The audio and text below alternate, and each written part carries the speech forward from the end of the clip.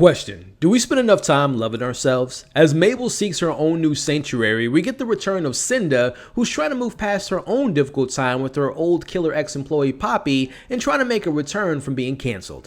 As it is time to enter the White Room because, well, we got a murder to solve. Welcome back to my channel, Movie Files. Elliot back with our weekly Only Murders in the Building discussions, and this time we're breaking out episode 4, which was titled The White Room. As Charles' stage fright gets the better of him and has him popping the question, meanwhile Oliver's got a date to plan for and Mabel may have a new killer partner. We'll be discussing that and much more in today's spoiler review, but first let me know in the comments what you all thought about this episode. Do you all believe that Joy and Ben might have a past together? Is Kimber completely off the hook? And where was Loretta doing all this? Let me know your thoughts, your theories, your Easter eggs, your major clues you all took away from this episode in the comments below. We gotta figure out who killed Ben. Full spoilers ahead. As Charles meets his girlfriend 62 Fishes, we see that Joy is getting settled in with recently moving in with Charles, as we will see later that this was only step 1 with a major shift coming in a relationship. As Charles is nervous about rehearsals because since he can't sing, Oliver wants him to do a Patterson, aka a rap, which sends him into madness in this episode. Now Oliver, aka the most unlandable bachelor, is in love and he is off the market, bruh. He's workshopping a way to ask Loretta out for a date, which, speaking of Loretta, is it a coincidence that she's only appeared in every other episode so far this season? Is it a Meryl Streep scheduling issue, or is it important to the story that she only pops up when it involves rehearsals and everything revolving around this play? Where was Loretta? Let me know your thoughts on that in the comments section, as Oliver really hopes that Kimber isn't the killer because she's an influencer with over 2 million TikTok-y people, which would obviously be great press for the show. Now, right now, Mabel's working theory is that maybe Kimber poisoned Ben with her anti-aging serum, which, by the way, I love when the show gets meta because it's hilarious that they're poking fun of the reality of how a lot of us are saying that Paul Rudd, the actor, seems to be de-aging backwards like Benjamin Button. So I love when the show is super meta. But we see the cast has arrived for rehearsal time, and it's time for Charles's rap. Now, we know the newly revived musical has the triplets this time around, but more importantly, Oliver has the babies as the main suspects to the murder and calls them homicidal later on in this episode, which gives me even more reason to think that there are triplets involved when it comes to Ben's murder. But back with Charles, who begins performing, and all of a sudden he starts rapping and goes off the rails and snaps into the White Room. Now in the White Room, it's all white, he's happy and dancing, and he starts to pick up a roller for painting and starts to kiss it, but hears these mysterious monkey sounds in the background and he finally snaps back into reality. Now in reality, his pants are off, he's holding the dolls, he has it in one hand, he has shoes in the other hand, and everyone is shocked what just transpired as Charles learns what happened is called the White Room. Now in the White Room, this is where you blank out and it happens to actors, but it sounds like it exclusively happens to stage acting, which got me thinking, this is triggered by anxiety. Would have Ben, who was making his stage debut, might have experienced his own White Room on stage when he died that first night. Now, I know you might be asking, well, he's a movie star, why would he be nervous to be on stage? Well, this is where my mind is going. Maybe the Ben that was on stage wasn't the real Ben, it was the twin Ben, and I just can't shake the twin triplets theories. Let me know if you guys were kind of thinking the same thing. But as it is suggested, we see that Charles has to find his happy place. Now, I don't want to leave out in this scene that Howard, once again, brings up his mysterious cousin, Moses Morris, who I, at this point, have to believe is going to play a pivotal role later in this season. Now, speaking of Howard, he allows our team to enter the theater where the plan is to investigate Kimber's dressing room for clues. As Charles shares his recent experience with Joy, she suggests that he makes an omelet because that's his happy place, and surprise, it actually works. Now, Joy wants him to lean into her instead, and she wants to be his omelet. She wants to be his happy place, and she leads into the bedroom with this conversation, which you'll notice those monkey noises she was making for them to head to the bedroom is the same noises noises that he was hearing in his white room scene,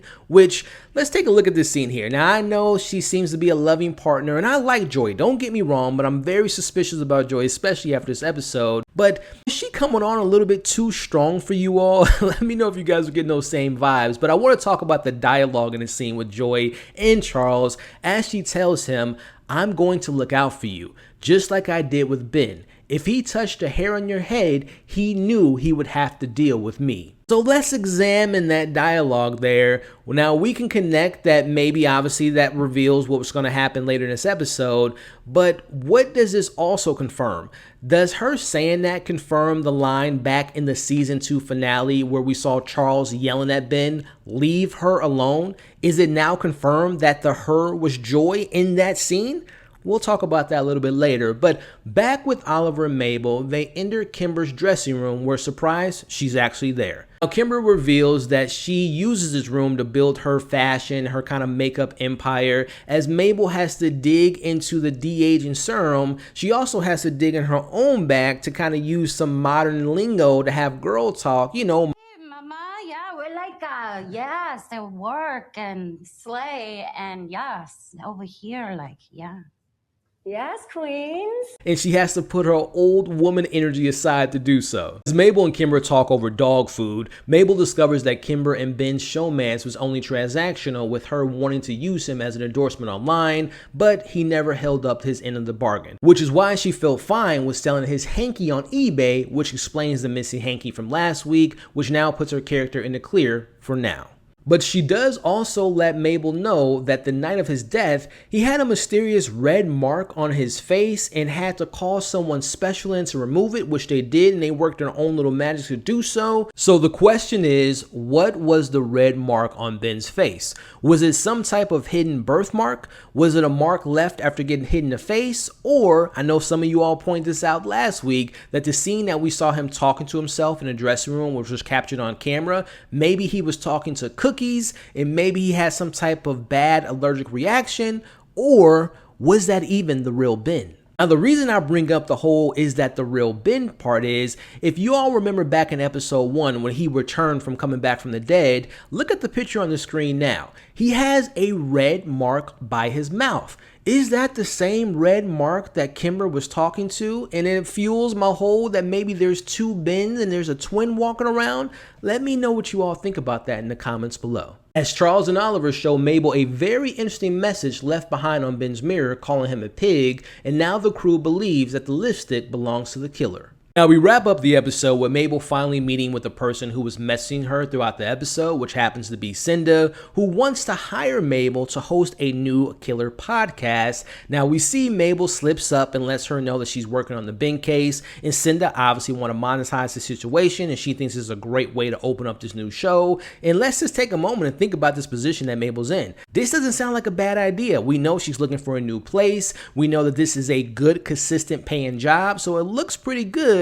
But the catch is she won't be able to bring Oliver or Charles into this situation. So let me know, what do you all think Mabel's going to do? Will she work with Cinder or will she decline her? Let me know in the comments section. Back to Charles, take 2 with his rap. He adds his own personal touch with his moves, kind of mimicking him making the omelets, aka his happy place. But Oliver, he hates it, which unfortunately sends Charles back into the White Room. Now, Charles and Oliver have a heart-to-heart about the current living situation with Joy, and the plan is to have Charles tell her that he doesn't want to live with her anymore because he seems to think that he has to be alone and he can't live with people, which also, during this scene, Oliver officially asks Loretta for a dinner date, which to me means that we're going to get the return of Loretta next week. We see Charles dances around the conversation with Joy, letting her know that he wants her to move out, but unfortunately this conversation triggers him, and once again he enters the White Room yet again, but he comes out this time with a very shocking revelation. Now, before we get into that revelation, theory time.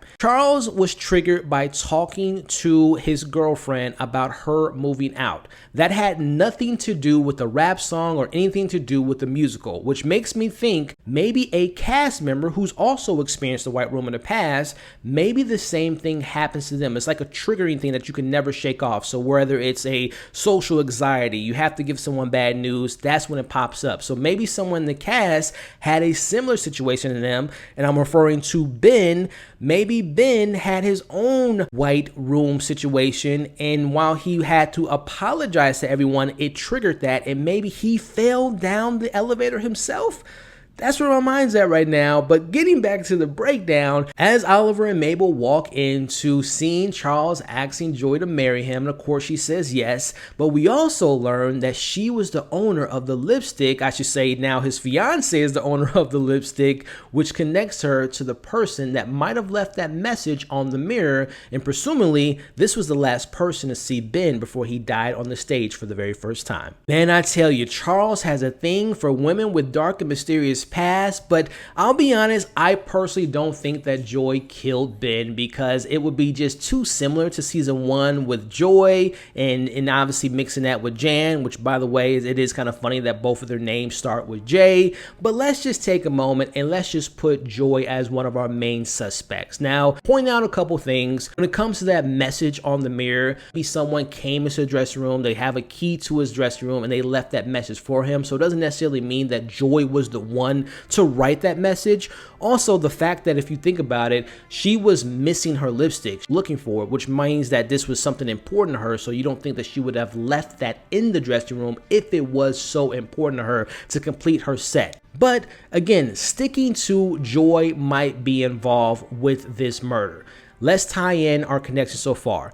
Leave her alone line that we know from season 2 finale. Pair it with the video footage of Ben. Pair it with now her being a makeup artist, and if we are assuming that it was her in the dressing room, it begs the question, were they close? Remember, Ben's first role was on Charles' show, and we know that Joy was on the set of that show 35 years ago. So did Joy and Ben know each other? Did she know him as a kid? Did she get him that gig? Which makes me think, was she the nanny? You know, I was thinking that Loretta was the nanny of the potential triplets or twins.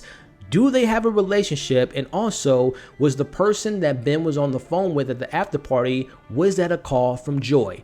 Let me know if Joy and Ben have a relationship. And one more theory I want to throw out, and this is a theory I talked about in my last video.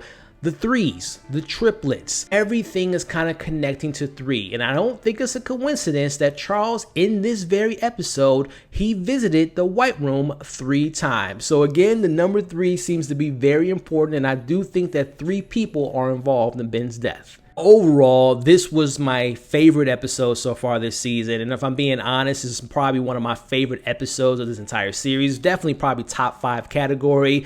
This was one of the funniest episodes to me. Like, I just think about the moments where we saw Charles go into the White Room. Those sequences were hilarious to me. Mabel doing her the old white woman energy sequence was hilarious. The dog food bit, the return of Tina Fey. This was just so funny, but at the same time, it's just so well put together. I mentioned a couple weeks ago how I felt like Charles was kind of in the back burner when it comes to, okay, what's his main plot? So we see now his main plot is trying to find a way to maybe not marry Joy or being forced to marry her. So I like how they're weaving. Oliver's dealing with this health situation. Now he has a new girlfriend he's trying to get into a relationship with. We obviously know that Mabel's trying to figure out her purpose, trying to find her sanctuary. So I just love how all these pieces are coming together. And I'm honestly saying this was a fantastic episode from top to bottom. As we wrap this thing up, will Mabel and Cinda work together? Will Charles have to marry Joy? What's going to go on with that? And of course, how will the date go between Oliver and Loretta? So much to go over in the comments, so this is where you all interact. Let me know before we wrap things up. What did you think about the episode? Favorite moments, least favorite moments, Easter eggs, deeper meanings, clues, and all that in the comments below. Thank you all for sticking around to this point in the video. If you are still here, do me a favor, put in the comments right now, hashtag the White Room. Thank you all so much for the support. You all are awesome. Hope you're staying safe. As you all can see on the screen now, consider joining the community and hitting that notification bell so you can stay up to date with all my content. Check out my Only Murders in the Buildings playlist with all my reviews. Check out my most recent review, and I'll catch you all on the next breakdown.